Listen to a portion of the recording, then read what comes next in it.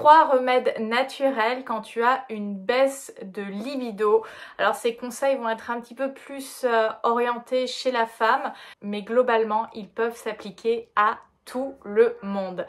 Alors, qu'est-ce qui se passe quand il y a une baisse de libido? La libido, c'est vraiment cette énergie sexuelle, cette envie qu'on peut avoir de manière, entre guillemets, naturelle, c'est-à-dire que on traverse des cycles dans notre libido. Chez l'homme, elle sera plutôt de 24 heures, chez la femme, elle sera mensuelle en lien avec les cycles menstruels. Il est nécessaire de comprendre que la libido est multifactorielle. Il y a à la fois des facteurs endogènes à l'intérieur de moi et des facteurs exogènes, c'est-à-dire contextuels à l'extérieur de moi.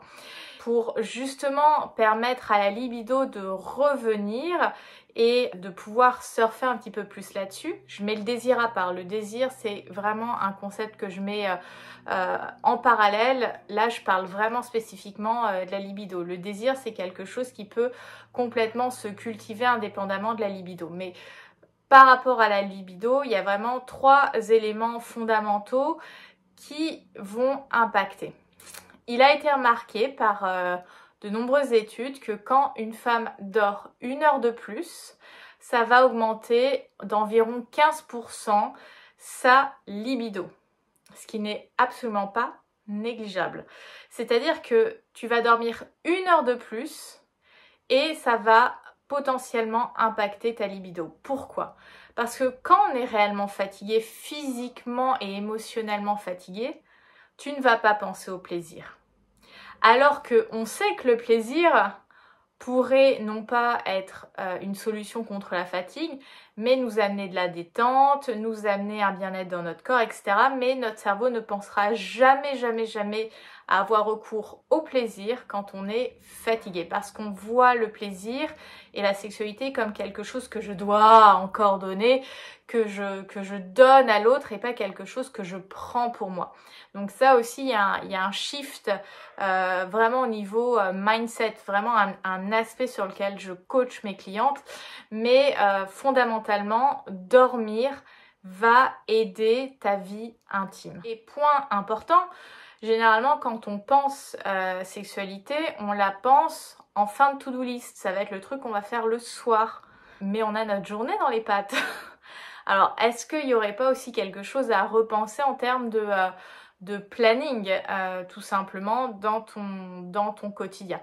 Donc, la première chose, qui est un remède à beaucoup de maux, MAUX, que ça soit émotionnel que physique, c'est de dormir.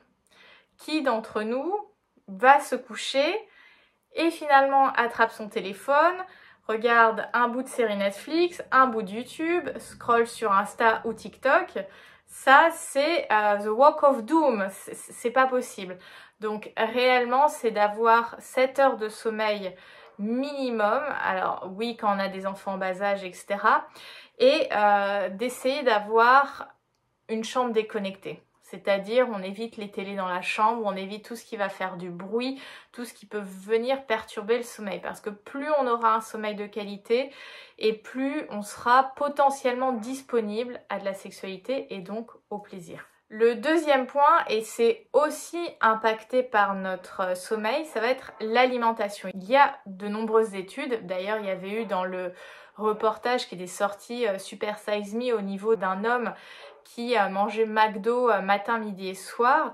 Là, il y a eu d'autres études qui ont montré que de manger de la nourriture ultra transformée fait baisser la libido. Donc avoir une alimentation entre guillemets saine, c'est-à-dire manger des produits de saison, essayer un maximum d'avoir des produits bruts et pas trop transformés, avoir toutes les catégories alimentaires dans son quotidien, ça va énormément impacter aussi ton corps de manière très globale. Comme je disais, l'alimentation est en lien aussi avec le sommeil parce que quand on ne dort pas assez, on va avoir plus de mal à réguler une hormone qui s'appelle la gréline.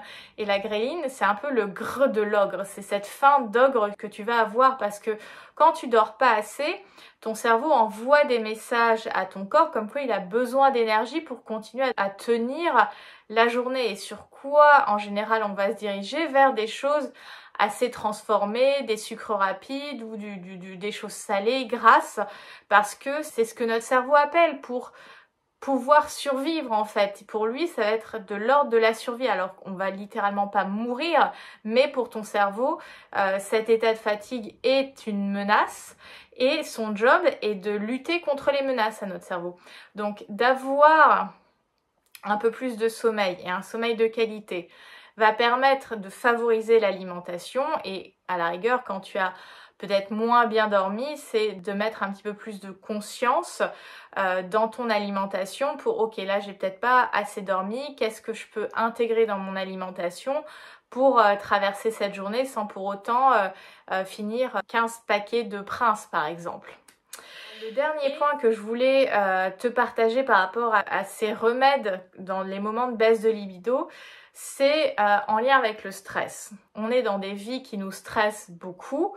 Et en fait, qu'est-ce qui se passe quand on est dans le stress, quand tu arrives à la fin de la journée, que tu en as ras la casquette, que tu as dû supporter tes collègues, ton boss, que tu as dû gérer une crise avec tes enfants, que en plus ton mari est pas allé au pressing ou a oublié d'acheter le pain et tu n'en peux plus et tu as juste envie de finir dans le canapé, écouteurs dans les oreilles, à être sur ton téléphone ou à regarder Netflix et que personne vienne te déranger.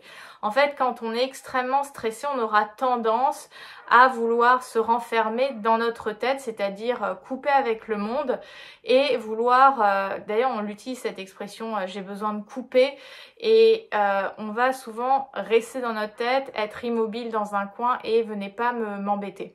Et en fait, ce qui va réellement t'aider à faire baisser ce niveau de stress et augmenter potentiellement ta disponibilité au plaisir, à la sexualité et donc à cette libido, ça va être le mouvement, de passer par le corps. Parce qu'en fait, on va beaucoup trop rester là-haut dans notre tête, on va ruminer ou alors on va s'abrutir devant un truc, alors que quand on va passer par le corps, c'est-à-dire il suffit de mettre une paire de baskets, tu vas marcher ou si tu as la possibilité ou si tu, je sais pas, tu as un abonnement de sport ou si tu aimes aller nager et que voilà, tu peux encore, les horaires sont match, etc.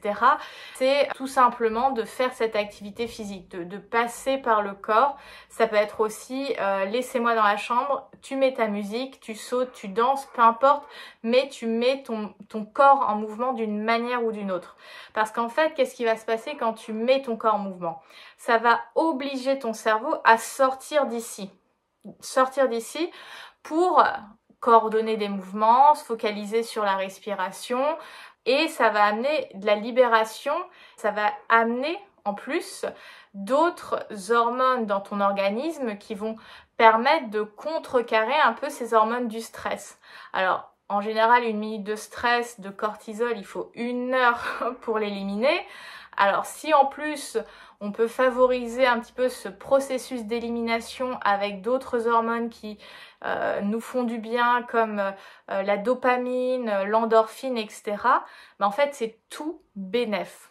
Donc c'est quelque chose que j'avais vraiment envie de te partager parce qu'on entend tout un tas de conseils, mais en fait, en général, lorsqu'il s'agit de corps, d'intimité, de sensibilité charnelle, donc tout ce qui est de l'ordre de la sexualité, on oublie souvent les basiques. Et les basiques, ça va être est-ce que mes besoins fondamentaux de tous les jours sont nourris? Sommeil, alimentation, mouvement. C'est vraiment 3 piliers hyper importants parce que quand tu nourris ces besoins-là, en fait, ton terrain corporel est plus disponible à vivre des expériences en lien avec le plaisir. Et le but, c'est pas forcément d'avoir une routine ultra stricte où tu vas te priver de sortir, où tu vas te priver de manger, je sais pas, un jour une pizza, etc.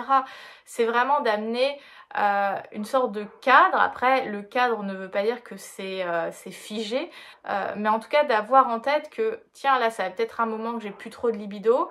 Est-ce que mon sommeil est bon ces derniers temps? Est-ce que j'ai été contrariée? Est-ce que mon niveau de stress au boulot a augmenté? Et vraiment d'aller chercher ces indicateurs pour ensuite pouvoir réajuster. Parce que quand on a ces points de réajustement, ça nous permet de gagner en liberté et de se sentir finalement plus en confiance quand il nous arrive tout un tas de trucs dans notre vie qui peuvent impacter après notre vie intime.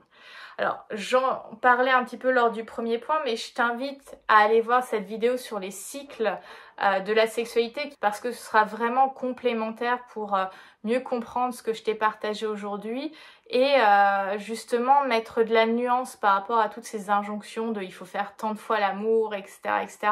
Ça te permet de vraiment faire la différence entre libido masculine, libido féminine et finalement de comprendre comment ça s'organise tout au long de l'année.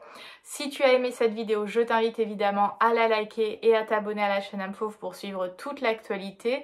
Et puis si tu veux me suivre au quotidien, les liens vers mes réseaux sociaux sont en box de description et réserve dès à présent ton coaching en plaisirologie parce que tu es prête à mettre ton plaisir en priorité et te sentir tout simplement en confiance dans la chambre à coucher. Je te souhaite une très belle journée, libère ta version fauve et surtout rugis de plaisir.